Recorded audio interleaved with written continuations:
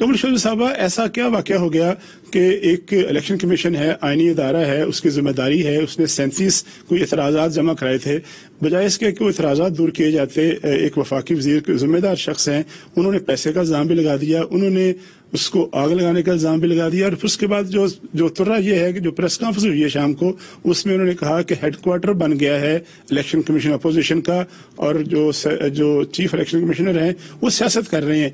तो इतनी तलखी, इतने सख्त, इतने संजीदा इल्ज़ाम जो हैं वो क्यों हैं? अदारा अगर कोई अपने एतराज़ात पेश करता है, अपना नुक्ता पेश करता है, तो उसको दूर क्यों नहीं किया जाता? इस तरह की इल्ज़ाम तराशी पे क्यों उतराती है हुकूमत?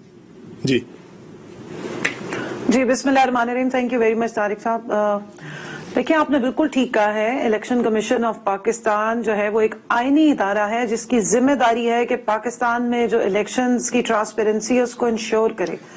और माशाअल्लाह से 70 सालों में कोई एक भी इलेक्शन ऐसा नहीं है कि जिसमें ट्रांसपेरेंसी को election commission of Pakistan ensure कर सका हो और बाद में उठने वाले एतराजात को एड्रेस कर सका हो और उस इशू को रिजॉल्व करके कोई सोफिस्टिकेटेड या बेहतर जो मैकेनिज्म है उसकी तरफ गया हो। सुप्रीम कोर्ट ऑफ पाकिस्तान ने सेनेट के इलेक्शन से पहले, आपको याद होगा, एक फैसला दिया और उसमें इलेक्शन कमीशन ऑफ पाकिस्तान को ऑनरेबल अदलिया या जो कोर्ट है उसकी तरफ से डायरेक्शन दी गई कि आप टेक्नोलॉजी का इस्तेमाल करते हुए ट्रांसपेरेंसी को इंश्योर करें आने वाले इलेक्शंस में। उस पर भी उन्होंने माजरत कर ली कि जी ठीक है, अभी तो सेनेट का इलेक्शन जो है वो हम ऐसे ही कराएंगे, बाद में फिर देखेंगे।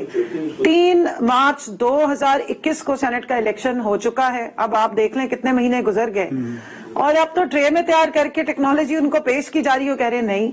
अच्छा, 37 एतराजात जो उन्होंने उठाए हैं, मैं माजरत के साथ अगर मेरी जुबान तल्ख हो जाए, उसमें से 27 एतराजात तो उनकी अपनी इलेक्शन कमीशन जो एक इदारा है उसकी अपनी कैपेसिटी के सीरियस इश्यूज हैं।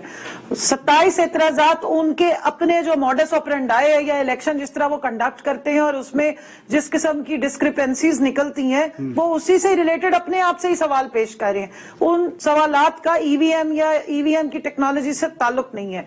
दूसरा, जो बकाया रह जाते हैं 10, उसका जिस तरह के सवालात ईवीएम से रिलेटेड किए गए हैं वो इस तरह लग रहा है कि कोई ऐसे शख्स ने वो एतराजात उठाए हैं जिसको शायद टेक्नोलॉजी का या उस ईवीएम मशीन कैसे ऑपरेट करती है उसका मालूम नहीं। मसला टेक्नोलॉजी का नहीं है। आज का जो इशू है ना, आज का जो इशू ये है कि जब टेक्नोलॉजी पे बात हो रही थी, जब बिल पे बात हो रही थी, जाहिर है वो एक डेमोक्रेटिक अदारा है, कमेटी का इजलास है जिसमें वोटिंग पे फैसला होना था। लेकिन वफाकी वजीर उठते हैं, वो कहते हैं कि इलेक्शन कमीशन में पैसे पकड़े हुए हैं, वो ये कहते हैं कि इलेक्शन कमीशन को आग लगा दो। इसका और ये जो बातें आप कर रहे हैं इसका आपस में ताल्लुक नहीं बनता कोई।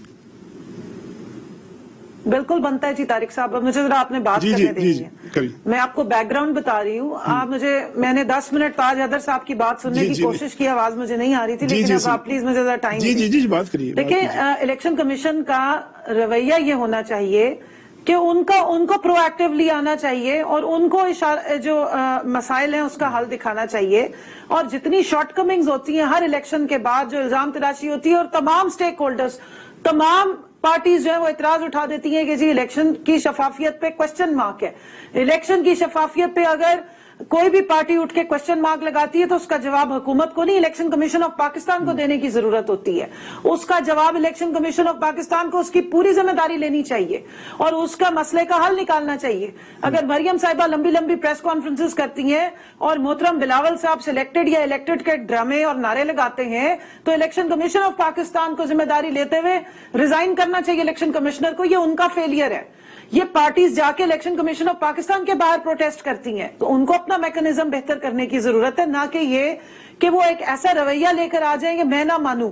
70 सालों में एक इलेक्शन आपने ठीक नहीं कराया और उसी इलेक्शन पे जब सवालात उठते हैं लोग कोर्ट्स में जाते हैं, कभी इस्लामाबाद हाई कोर्ट में, कभी लाहौर हाई कोर्ट में, सुप्रीम कोर्ट तक, और कोर्ट्स आपको डायरेक्शन देती हैं तो आप बजाय इसके कि तमाम स्टेक होल्डर्स के साथ मिलकर बेहतर उसकी तरफ जाएं, एक बेहतर मैकेनिज्म जो आ रहा है उसकी तरफ जाएं, आप उस पे बिल्कुल हॉस्टाइल रवैया ले लें और एक साइड मैकेनिज्म के लिए मुझे एक मिनट बात करने दीजिए। देखिए, उसको एक साइड की तरफ एक स्टोरी मैं ना मानूं के रवैये पे आ जाए। एक ब्रेक लेनी है, मैं अपने मुझे एक मिनट दीजिए। हमने ब्रेक लेनी है। वजीर साहब ने जो भी कहा है वो अपने कहे के खुद जिम्मेदार है, मैं उनकी बात को डिफेंड नहीं करूंगी। वो जो उन्होंने कहा है अगर उनके पास कोई एविडेंस है या बैकग्राउंड है वो अपनी बात को खुद बताएंगे, लेकिन मैं ओवरऑल ایک جو حکومت کو ریپرزینٹ کر رہی ہوں تو جو رویہ الیکشن کمیشن کا نظر آ رہا ہے وہ ایسا ہے کہ پہلے سے ڈیسائیڈ کر لیا کہ ہم نے اس پہ بات نہیں کرنی.